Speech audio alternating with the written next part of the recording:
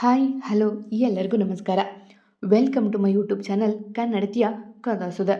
ನಾನು ನಿಮ್ಮ ರೂಪ ಕನ್ನಡತೆ. ದಯಮಾಡಿ ಸಬ್ಸ್ಕ್ರೈಬ್ ಮಾಡಿ, ಲೈಕ್ ಮಾಡಿ, ಕಮೆಂಟ್ ಮಾಡಿ, ಇತರರಿಗೂ ಶೇರ್ ಮಾಡಿ. ಪ್ರೇಮ ಸಂಗಮ ಭಾಗ 21. ಗಿರೀಶ್ ಅವರ ಜೊತೆ ಮುದ್ದಾಗಿ ಮಾತನಾಡಿ ತನಗೆ ಆಗುತ್ತಿರುವ ತೊಂದರೆಗಳ ಬಗೆಗೆ ತಿಳಿಸಿ ಬಂದಿದ್ದಾರ್ಯ. ಆದರೆ ತನ್ನ ಆಲು ಮಮ್ಮಿಯನ್ನು ನೋಡದೆ ಅವನ ಮನಕ್ಕೆ ಸಮಾಧಾನವಿಲ್ಲ. ಚಾಂಪ್ ಹೊರಡೋಣವಾ ಎಂದು ಅವನ ಮೆಡಿಸನ್ ಹಿಡಿದು ಬಂದ ವಿಷ್ಣು. ಹ್ಞೂ ಪಪ್ಪ, ಒಮ್ಮೆ ಆಲೂನ ಮಾತಾಡ್ತೀನಿ, ಆಮೇಲೆ ಸ್ಕೂಲ್ಗೆ ಹೋಗಬೇಕು ಅಲ್ಲ ಎಂದು ಅಪ್ಪನ ಕೇಳಿಕೊಂಡ ಮುದ್ದಾಗೆ. ಹ್ಞೂ ಚಾಂಪ್, ಆದರೆ ಆರತಿ ಒಳ್ಳೆಯವಳು. ಅವಳ ಜೊತೆ ನಾವು ಮಾತಾಡಿದರೆ ಅವಳಿಗೆ ತೊಂದರೆ ಆಗುತ್ತೆ. ಅವಳ ಜೀವನ ಅವಳು ನೋಡ್ಕೋತಿದ್ದಾಳೆ, ನಾವು ತೊಂದರೆ ಮಾಡಬಾರ್ದು ಅಲ್ವಾ ಎಂದು ಮಗುವಿಗೆ ಅರ್ಥ ಆಗುವಂತೆ ಹೇಳಿದ ವಿಷ್ಣು.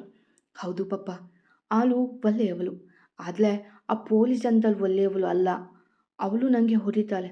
ಇನ್ನು ಪಾಪ ಆಲು ಮಮ್ಮಿಗೆ ಹೊಡೆಯಲ್ಲ, ಅವಳಿಗೆ ಹೊಡೆದ್ರೆ ನೋವಾಗುತ್ತೆ ಅಲ್ಲ ಎಂದು ಮುದ್ದಾಗಿ ಕೇಳಿದಾಗ ಕ್ಷಣ ಮೌನ ವಹಿಸಿದ ವಿಷ್ಣು.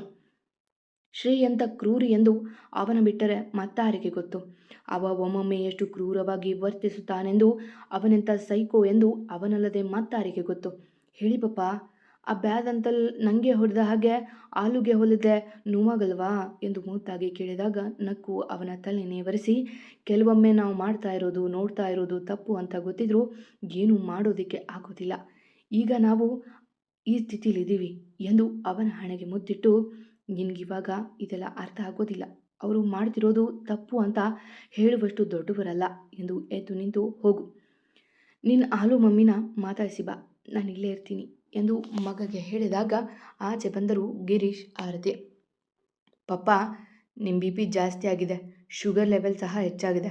ನೋಡಿ, ಇನ್ಮೇಲೆ ಯಾವುದಕ್ಕೂ ತಲೆ ಕೆಡಿಸ್ಕೋಬೇಡಿ, ಆಯಿತಾ? ಆಗೋದೆಲ್ಲ ಒಳ್ಳೆಯದಕ್ಕೆ, ಏನಾಗಬೇಕು ಅಂತ ಇರುತ್ತೋ ಅದೇ ಆಗುತ್ತೆ.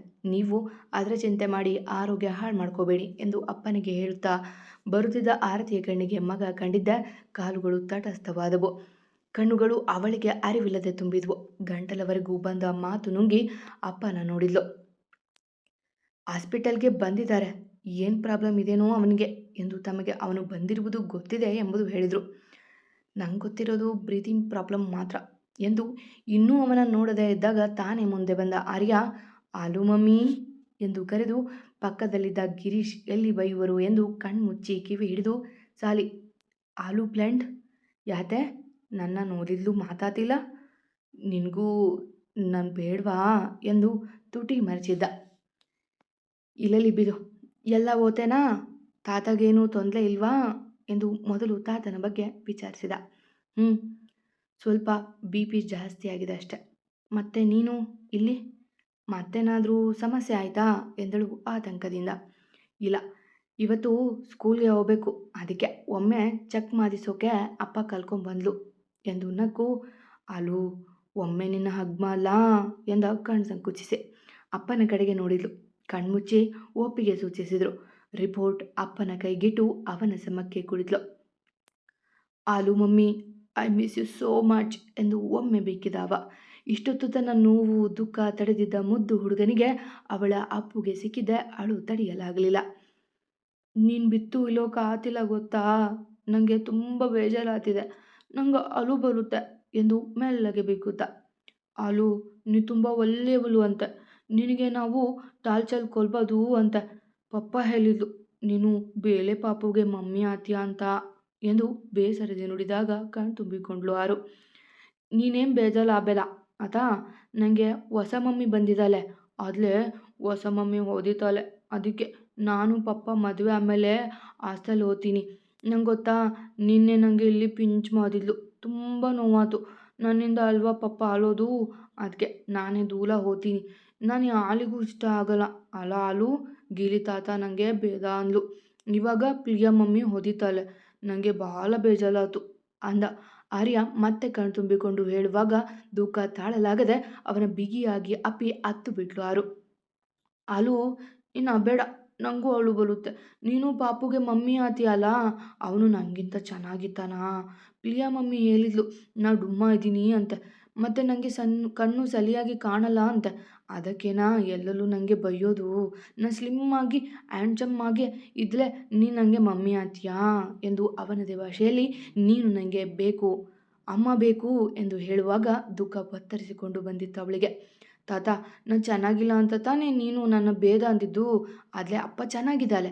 ಬೇಕಿದ್ದರೆ ನಾನು ಹಾಸ್ಟೆಲಲ್ಲಿ ಇದ್ದೀನಿ. ನಾನು ಊಟ ಬಿಟ್ಟು ಸ್ಲಿಮ್ ಆತೀನಿ. ಪ್ಲೀಸ್ ತಾತ, ನೀವು ಮಮ್ಮಿನ ಪಪ್ಪ ಜೊತೆ ಮದುವೆ ಮಾಡಿಸಿ ಎಂದು ಮುದ್ದಾಗಿ ಬೇಡಿ ಕೇಳುವಾಗ ಕರುಳು ಹಿಂಡಿತ್ತು ಅವರಿಗೆ. ಆರತಿ ಅಂತೂ ಬಿಕ್ಕಿ ಬಿಕ್ಕಿ ಅಳುತ್ತಿದ್ಲು. ಅವನ ಮುಗ್ಧತೆ ತುಂಬಿದ ಮಾತುಗಳೇ ಅವನೆಷ್ಟು ನೋವು ತಿನ್ನುತ್ತಿದ್ದಾನೆ ಎಂದು ಹೇಳುತ್ತಿದ್ದವಲ್ಲ. ಆರ್ಯ ಎಂದು ಜೋರಾಗಿ ಕರೆದ ದನಿಗೆ ಕಣ್ಣು ಒರೆಸಿಕೊಂಡ ಆರ್ಯ. ನಿನಗೇನು ಹೇಳಿದ್ದು ನಾನು? ಮಾತಾಡಿಸಿ ಬರ್ತೀನಿ ಅಂತ ಹೇಳಿ ಏನೇನೋ ಮಾತಾಡ್ತಿದೀಯಾ? ಬಾ ಎಂದು ಅವನ ತೋಳಿಗೆ ಎತ್ತಿಕೊಂಡು, ಸಾರಿ ಸರ್, ನನ್ನ ಮಗನಿಗೇನು ಗೊತ್ತಾಗಲ್ಲ ಎಂದು ಗಿರೀಶ್ ಅವರಿಗೆ ಕ್ಷಮೆ ತಿಳಿಸಿ ಒಮ್ಮೆ ಆರತಿಯ ನೋಡಿದ.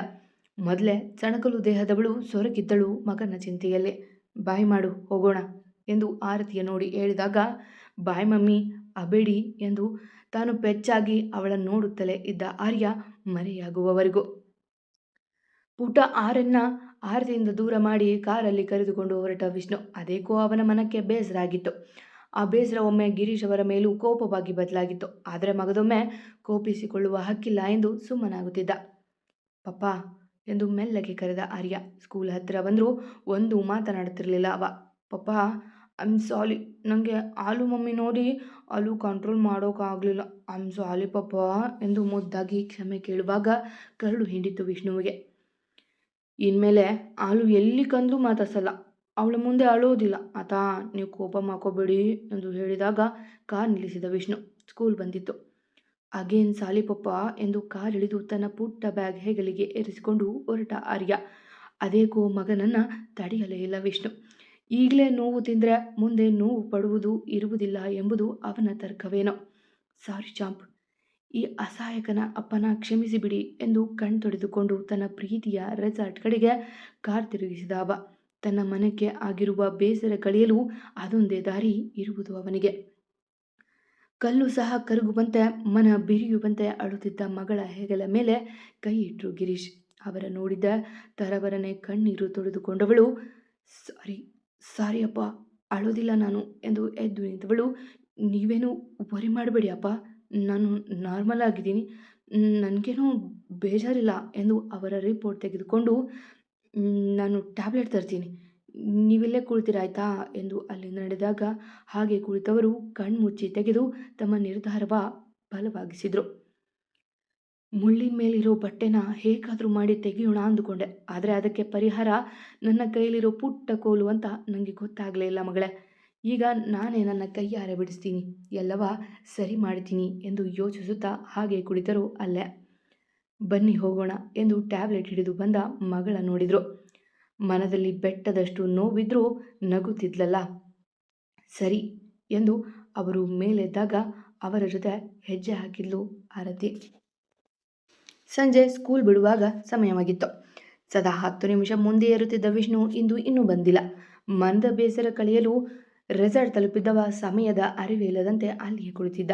ಅದಾಗಲೇ 10 ನಿಮಿಷ ಕಳೆದ ಮೇಲೆ ನೆನಪಾಗಿತ್ತು ತನ್ನ ಪುಟ್ಟ ಕಂದನದು. ತಟ್ ಎಂದು ಕೀ ಹಿಡಿದು ಓಡಿದ ಸ್ಕೂಲ್ ಕಡೆಗೆ. 10-15 ನಿಮಿಷ ಕಳೆದರೂ ಅಪ್ಪ ಬರದೇ ಇದ್ದಾಗ ಅತ್ತಿತ್ತ ನೋಡುತ್ತಾ ಇದ್ದ ಆರ್ಯ. ಇಂದು ಫೋನ್ ಮನೆಯಲ್ಲೇ ಮರೆತು ಬಂದಿದ್ನವ. ಫೋನ್ ಬಿತ್ತು ಬಂದೆ ನಾನು ಇವತ್ತು. ಅಪ್ಪ ಬೇಲೆ ಬಂದಿಲ್ಲ, ಏನು ಮಾಡಲಿ ಎಂದು ಸ್ವಲ್ಪ ಹೊತ್ತು ಒಳಗೆ ಇದ್ದವ ಆಚೆ ಬಂದ ಕೆಲ ನಿಮಿಷ ಬಿಟ್ಟು. ಆರ್ಯ, ಆಚೆ ಹೋಗೋ ಹಾಗಿಲ್ಲ, ಇಲ್ಲೇ ಇರು ಅಪ್ಪ ಬರೋವರೆಗೂ ಎಂದು ಸೆಕ್ಯೂರಿಟಿ ತಡೆದ್ರು ಅವನನ್ನು. ಇಲ್ಲ ಅಂತಲ್, ನಾನು ಹೋಗಲ್ಲ, ಇಲ್ಲೇ ನಿಂತೋತೀನಿ ಎಂದು ಒಂದು ಚೂರು ಮುಂದೆ ಬಂದ. ಛೆ, ಪಾಪ ತುಂಬ ಬೇಜಾರಾಗಿದ್ದಾಳೆ ಅನಿಸುತ್ತೆ, ಇನ್ನೂ ಬಂದೇ ಇಲ್ಲ, ಹೇಗೆ ಹೋಗೋದು ಮನೆಗೆ? ಅಪ್ಪ ಬಂದೇ ಇಲ್ಲ ಅಂದರೆ ಎಂದು ಗೇಟ್ ಮುಂದೆಯೇ ಗದ್ದಕ್ಕೆ ಕೈ ಕೊಟ್ಟು ಅತ್ತಿತ್ತ ಹೋಗುವವರನ್ನ ನೋಡ್ತಿದ್ದ ಆರ್ಯ. ಅಪ್ಪ ತನ್ನಿಂದ ಬೇಸರ ಆಗಿದ್ದಾರೆ ಎಂದು ಬೇಯುತ್ತಿತ್ತು ಅಪ್ಪುಟ್ಟ ಮನ. ಆರ್ಯ, ನಿಮ್ಮ ಡ್ಯಾಡಿ ಬಂದಿಲ್ವಾ? ಯಾಕಿನ್ನೂ ಇಲ್ಲೇ ಇದೆಯಾ ಎಂದು ಕಾರಲ್ಲಿ ಬಂದ ಅವನ ಕ್ಲಾಸ್ ಟೀಚರ್ ಕೇಳಿದರು. ಇಲ್ಲ ಮಿಸ್, ಅಪ್ಪ ಬರ್ತಾಳೆ, ಅದಕ್ಕೆ ಕಾಯ್ತಾ ಇದ್ದೀನಿ ಎಂದಾಗ ನಕ್ಕು, ಇಲ್ಲೇ ಇರು, ಮುಂದೆ ಹೋಗಬೇಡ ಆಯಿತಾ ಎಂದು ಹೇಳಿ ಮತ್ತೊಮ್ಮೆ ಸೆಕ್ಯೂರಿಟಿಗೆ ಹೇಳಿ ನಡೆದ್ರು ಅವರು. ಹೇ ಚಾಂಪ್, ಏನು ಹೀಗೆ ಕುಳಿತಿದ್ದೀರಾ ಎಂದು ಮಗುವಿನ ಬಳಿ ಬಂದಿದ್ದ ಕಿರಾತಕ ಶ್ರೀ. ನನ್ನಿಷ್ಟ, ನಾನು ಹೇಗಾದರೂ ಕೂತೀನಿ ಎಂದು ಮಾತಿನಲ್ಲೇ ಹೊಡೆತ ಕೊಟ್ಟು ಮುಖ ತಿರುಗಿಸಿದ ಆರ್ಯ. ಆರ್ಯ, ನಾವಿಬ್ಬರು ಆಚೆ ಸುತ್ತೋದಕ್ಕೆ ಹೋಗೋಣವಾ ಎಂದು ಶ್ರೀ ಬಂದ ಕೋಪ ಬದಿಗೊತ್ತಿ. ಆದರೆ ಅವನ ನೋಡದೆ, ನಾನು ನಿಮ್ಮ ಜೊತೆ ಬರೋದಿಲ್ಲ, ನೀವು ಬ್ಯಾಡ್, ಸುಮ್ಮನೆ ಹೋದ್ಲೇ ಸಲಿ, ಇಲ್ಲ ವಾಚ್ಮೆನ್ ಅಂತಲ್ಗೆ ಹೇಳ್ತೀನಿ ಎಂದು ಕೈ ಕಟ್ಟಿ ನಿಂತ ಆರ್ಯ. ಆರ್ಯ ಕಂದ, ನಾನು ನಿನ್ನ ಚಿಕ್ಕಪ್ಪ ಕಣೋ, ನನ್ನ ಜೊತೆ ಸುತ್ತೋಕೆ ನೀನು ಬರಬಹುದು, ಬೇಕಿದ್ರೆ ನಿನ್ನಪ್ಪನಿಗೆ ಕಾಲ್ ಮಾಡಿ ಪರ್ಮಿಷನ್ ತಗೋತೀನಿ ಎಂದು ಫೋನ್ ತೆಗಿವಂತೆ ನಾಟಕ ಮಾಡಿದ ಶ್ರೀ. ಬೇಡ, ನಾನು ಪಪ್ಪ ಜೊತೆ ಹೋಗ್ತೀನಿ ಎನ್ನುವಾಗ ವೇಗವಾಗಿ ಬಂದು ನಿಂತಿತ್ತು ವಿಷ್ಣುವಿನ ಕಾರ್. ಅವಸರದಿಂದ ಕಾರ್ನಿಂದ ಇಳಿದ ವಿಷ್ಣು ಓಡಿ ಬಂದು ಮಗನ ಎತ್ತಿಕೊಂಡು, ಶ್ರೀ ನೀನೇನು ಮಾಡ್ತಿದೀಯ ಇಲ್ಲಿ?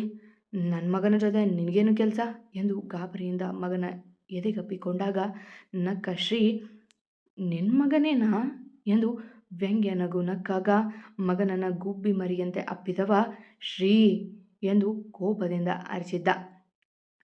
ನನ್ನ ಮಗ ಇವನು, ಅವನ ತಲೆಗೆ ಇಲ್ಲದು ತುಂಬಬೇಡ, ನಿನ್ನ ಜೀವನ ನೀನು ನೋಡಿಕೊಂಡ್ರೆ ಒಳ್ಳೆಯದು, ನಮ್ಮ ತಂಟೆಗೆ ಬಂದರೆ ಸರಿ ಇರೋದಿಲ್ಲ ಎಂದು ಕೈ ತೋರಿ ವಾರ್ ಮಾಡಿದಾಗ ಮತ್ತೊಂದು ಹೆಜ್ಜೆ ಮುಂದೆ ಇಟ್ಟ ಶ್ರೀ, ಈ ಜ್ಞಾನ ನಿನಗಿರಲಿ, ನೀನು ನಿನ್ನ ಮಗನ ಜೊತೆ ಸುಮ್ಮನೆ ಇದ್ದರೆ ಸರಿ, ಇಲ್ಲ ನಿನ್ನಿಂದ ಈ ಮಗನ ಹೇಗೆ ದೂರ ಮಾಡಬೇಕಂತ ನಂಗೆ ಗೊತ್ತು. ನಿನಗೆ ಆರತಿ ಬೇಕು ಅಂದರೆ ನಿನ್ನ ಮಗನನ್ನು ದೂರ ಮಾಡ್ಕೊಳ್ಳೋಕೆ ರೆಡಿ ಆಗು, ಇಲ್ಲ 6 ದಿನ ನನಗೆ ಬಿಟ್ಟು ನಿನ್ನ ಜೀವನ ನೋಡ್ಕೊ, ನೀನೇ ಯೋಚನೆ ಮಾಡು, ಆರತಿನ ಆರ್ಯನ ಎಂದು ಸೊಟ್ಟನಾಗೆ ನಕ್ಕ ಶ್ರೀ ಒಂದು ಹೆಜ್ಜೆ ಹಿಂದೆ ಹೋಗಿ ಮತ್ತೆ ಇವನ ಕಡೆಗೆ ನೋಡಿ ಮರಳಿ ಬಂದು, ಬಾಯಿ ಮಗನೇ ಎಂದು ಆರ್ಯನ ಕೆನ್ನೆ ಹಿಂಡಿ ಹೊರಟ ಶ್ರೀ. ವಿಷ್ಣು ಇನ್ನೂ ಆತಂಕದಿಂದ ಮಗನ ಅಪ್ಪಿದ್ದ. ಅದ್ಯಾವ ಆತಂಕ ಅವನ ಕಾಡುತ್ತಿತ್ತು. ಮತ್ತೆ ಸಿಗುವ ಅಂದರೆ ಶ್ರೀಮಾತಿನ ಅರ್ಥ ಏನಿರಬಹುದು?